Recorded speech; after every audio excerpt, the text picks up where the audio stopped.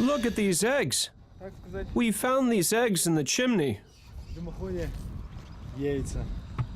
Alexei says they won't hatch. We've got lunch. Green. Probably a jackdaw. They often leave eggs in chimneys.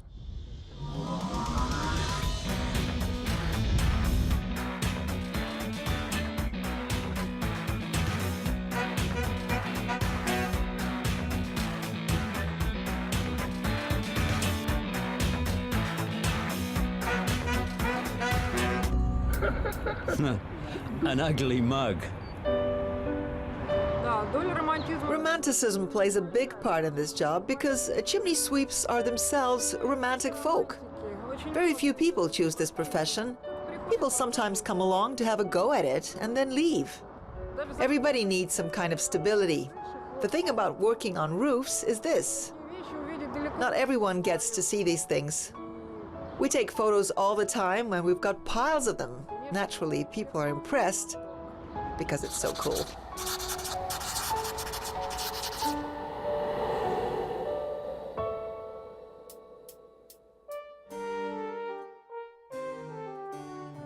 A city construction boom took place in Western Europe in the 15th century.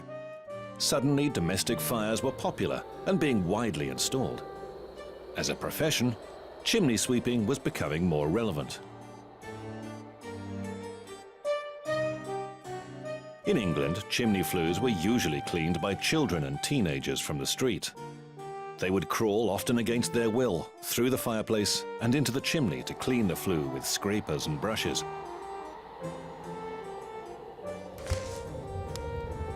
Meanwhile, the senior and more experienced sweep might well light a fire to encourage the child to work faster.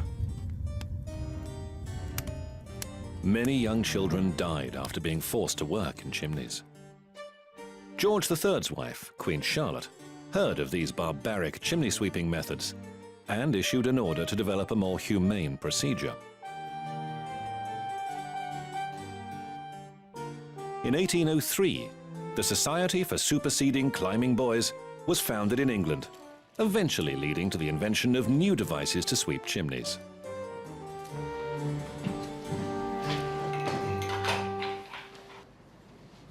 Galina Rozwadowska and her staff are often seen by their clients as a rescue team.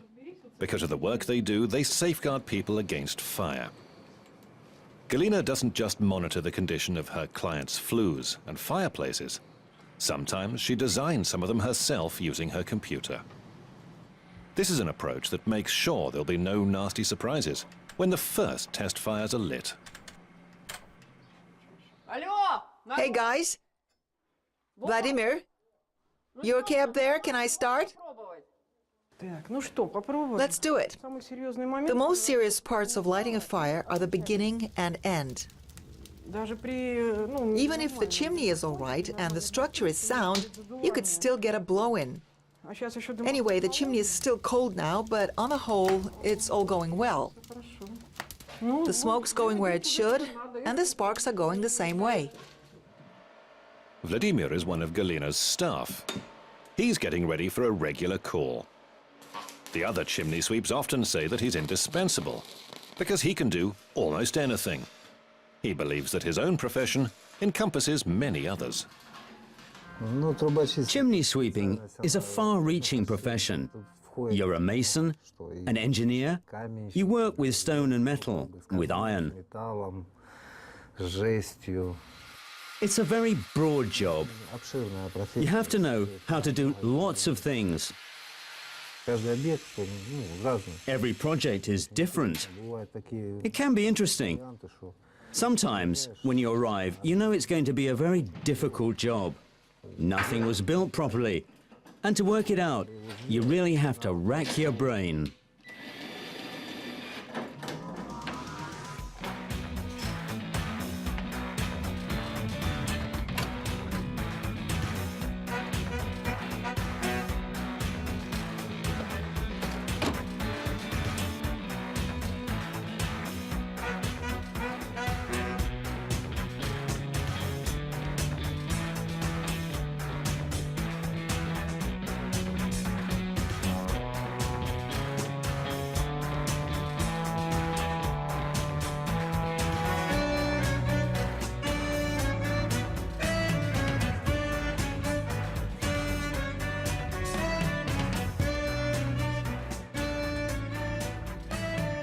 Galina Rozvodovskaya knows firsthand every conceivable problem with chimneys.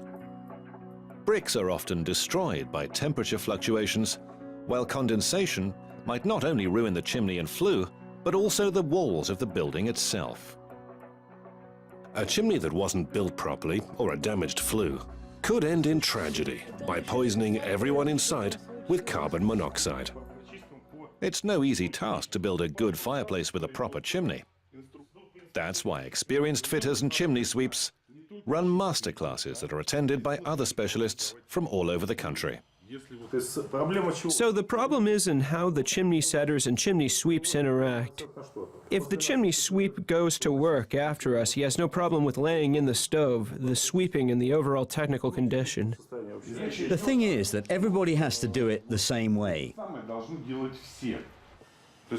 Once I waited 15 years for a client. There were so few specialists around when I was just starting work. They put a single layer flue in for him from the boiler outside the house. When I went along and told him that it needed to be changed, he said, "I don't need anything, mine's already the best." 15 years later, I get a phone call and hear, "Good afternoon, I need a chimney to be set up. My name's Alexander. I live in Dedovsk." I said, "I can tell you exactly where you live." "How do you know?" he asked. "I told you 15 years ago that you'd need to get that changed." These cases prove my point. If people offend us, fate will certainly get you back if you insult a chimney sweep. Stove fitters and chimney sweeps always work together. At least, that's what's supposed to happen. Because if the stove or fire isn't set up properly, the chimney sweep will later have to work really hard to do his job. But sometimes, fitters have been known to deliberately punish greedy or negligent clients. For clients like that, some of them may well leave little surprises that would only show up after some time. For example, when the owner is particularly stingy about paying in full the bill, the fitters might lay bottles inside the chimney. Later, when the weather turns bad and the owner lights a fire, the draft from the fire would go up the chimney and cause the bottles to howl. And that would strike terror and panic right into the miser's heart. Galina, I brought one more trophy for our museum. Interesting, what's that? I brought it from Myasnitskaya, from Stalin's headquarters, a sample, a bottle. It's nice. Miss Hako is the sort of white port made in USSR. Well, it's from the 30s. Stalin loved this fortified wine. It's nice to see our collection growing. Galina Rozvodovskaya is fascinated by history. She finds and brings rare exhibits to the office from almost every project. There are ancient bricks, decorative and porcelain tiles, and even chimney sweep tools and equipment dating back almost 2 centuries.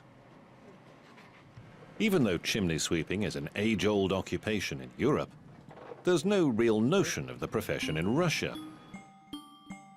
Chimney sweeps have appealed to the State Duma to include their job in the all-Russian professions list.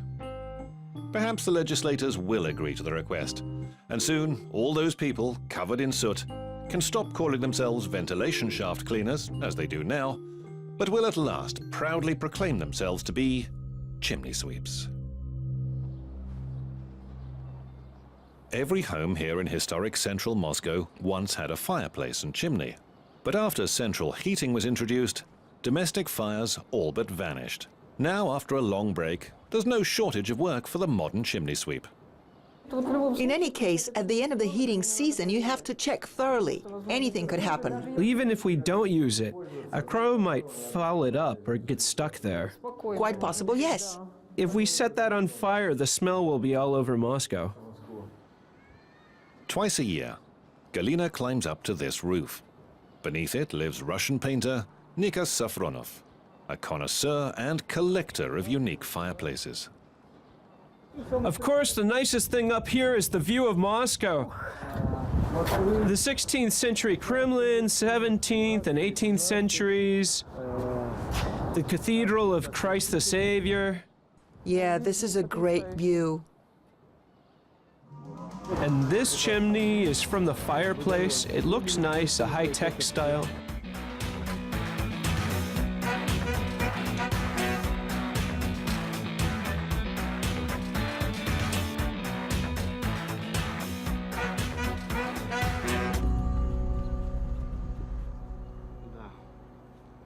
And what's there? The pipe is closed in by a regulator to control the draft and protect it from the wind. Well, I think generally everything looks fine. Here it is. A marvelous fireplace. This fireplace surround dates back to the early 17th or late 16th century. It radiates a special energy. It belonged to the nephew of Francis I, the much-loved king of France, like Peter the Great was in Russia. Perhaps Francis I stood by this fireplace to warm himself up while he talked to his nephew and advised him. When looking into this fireplace once, a chimney sweep found soot on the glass in front of the grate. But Kalina calmed him immediately, explaining that it didn't violate safety regulations. He smothers it with the window closed. Just as it should be. Open fireplaces are banned in Moscow. They must have a glass. Has the chamber got enough airflow, like this? That's another question for whoever put it here. I would point to Nikos as an example to all fireplace owners. Unlike the great majority of people, he looks after his fireplaces. He realizes that he's dealing with fire, which after all is a dangerous thing. That's why you must check it regularly.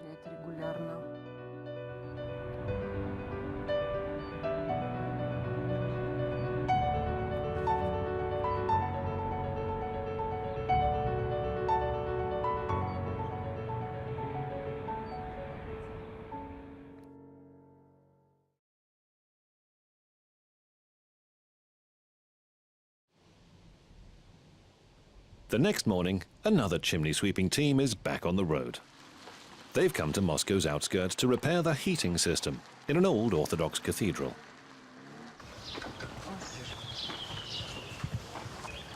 Hello. Hello. Come in. Have a look at our cathedral. The cathedral was built in 1783. The cornerstone was laid by the owner of this village, Pyotr Vlasov, on the 29th of May. There were a lot of counts after him. The last was Count Alsufiev. He was the marshal of nobility in Moscow. After the revolution, St. Nikolai's church in Podyachevo village was desecrated and partly destroyed. It's been undergoing renovation, though, for the last 10 years.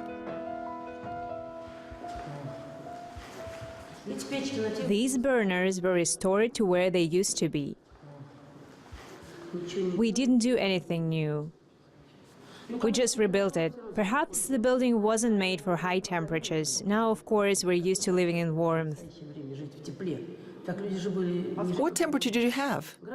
We had around 13, 14. That's all right. It was 14 over there, and it was 13 here. This temperature is supposed to help preserve everything here.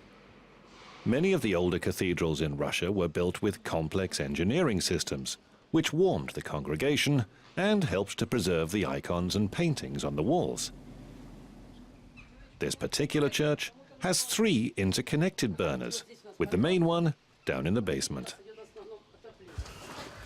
Up there, we could see what we were restoring in the cathedral itself. Here, though, we had nothing. We just rebuilt. We'd take a brick away and put another in its place. We didn't do anything of our own. So when we got to the point of rebuilding the burner, we were only left with the lower part, like this. It was clear that the door had been roughly this size. Workmen recently installed new burners in the cathedral, but the ventilation shafts offer very poor circulation, and that can damage everything inside the church. Galina's task is to examine this complex labyrinth of heating pipes. These are the channels. Apparently the air goes there. These are the dampers, right? The channels are blocked in here, but it's so narrow. There isn't enough circulation. Only 2 small pipes for a cathedral this size. And considering how much air gets consumed by the fires. After the initial inspection, chimney sweeps must then check the flues. To do this, Vladimir Shumilin has to climb onto the roof with scaffolding. From there, he can study it much more closely with the help of a video camera.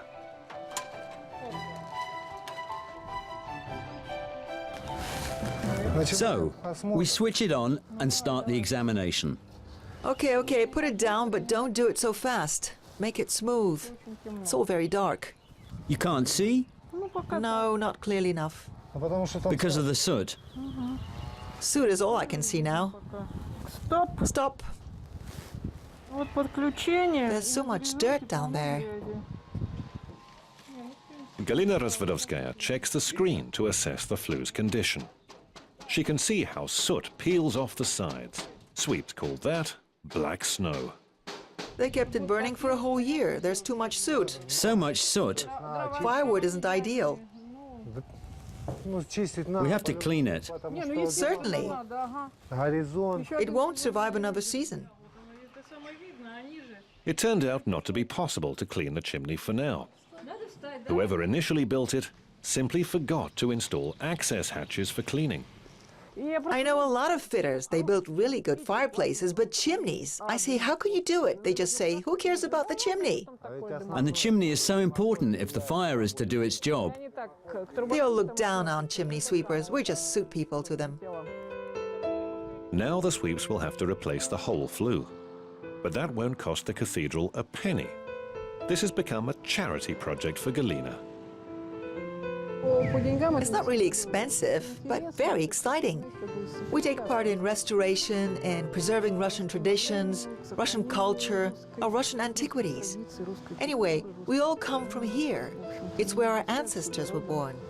It's our roots. There are almost no chimney sweeping traditions left in Russia. But now Galina is trying to restore them, bit by bit. Unlike England, Russia has very little documentary evidence of chimney sweeping. Sometimes they invite us to weddings, because a chimney sweep at a wedding, first of all, is good luck. Secondly, it's still an exotic event here. So I'm having a new suit made. I'm getting a new suit so I can look good when I go to weddings. The buttons will be golden.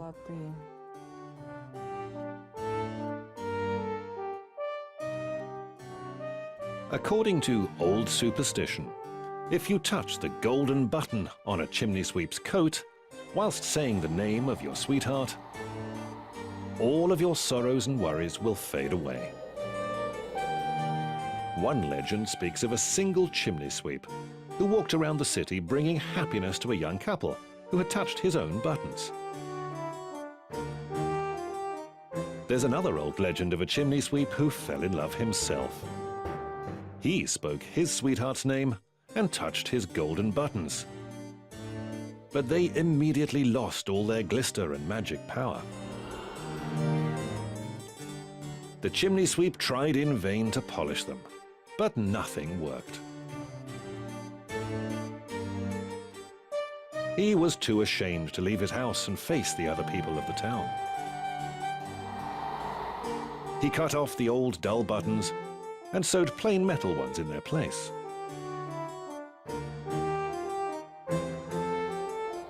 Once he did leave the house, he suddenly heard his sweetheart calling to him and was filled with lightness and strength when the metal buttons erupted into a magical glow.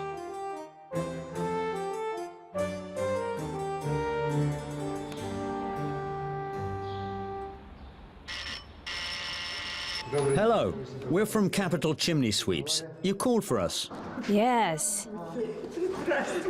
Hello. The fireplace here in Irina Kagner's apartment was built in 1901. It warmed the home through many harsh years. First during the Revolution, and then the Great Patriotic War. We sat by this fire with my grandfather and mother. Everybody came home late, so it was just before we went to sleep. We would sit warming ourselves by the fire. It was a harsh winter, but it was beautiful time. The whole family would sit round the fireplace. It was lovely. Sometimes some guests would come too. In a way, we treated people with the fire. During the war, it was especially spectacular and beautiful. They certainly knew how to do things in those days. Compare the way they work now, and the difference in the quality is enormous. After gas was installed in the house, the owner stopped using the fireplace. Now, thanks to Galina, it will be given a new life. Let's check the draft before we climb up to the roof.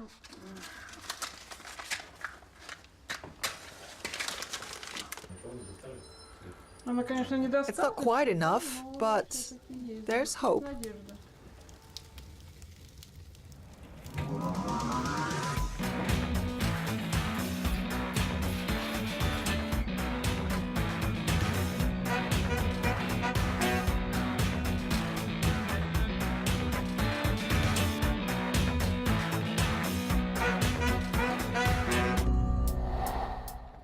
The tradition for inviting chimney sweeps to weddings has been with us since the time of King George III of England.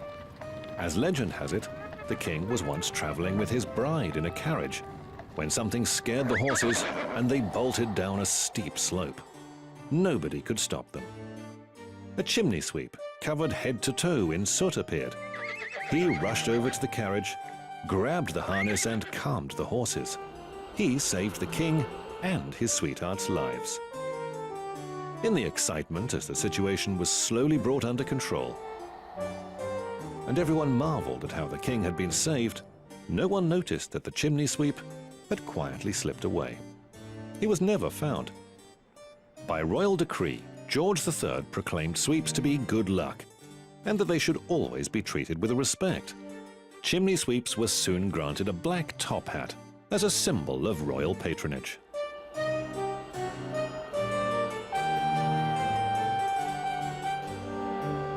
Today you can run into chimney sweeps covered in soot on the streets of Moscow. That's when Galina is invited to weddings to wish good luck to the newlyweds. She wears a black frock coat. The finishing touches, a top hat and white gloves. Hello and congratulations. You know, there's a custom in Europe. If you meet a chimney sweep at a wedding, it's a sure sign of happiness. Here, you can touch the button, tear it off, and your wish will certainly come true. I'm a real chimney sweep, not a fake one. Choose any button, make a wish, tear it off, and the wish will come true. Come on, let's do it together. Be happy, good luck. Keep it as a souvenir. It will bring you happiness. I wish you all the best.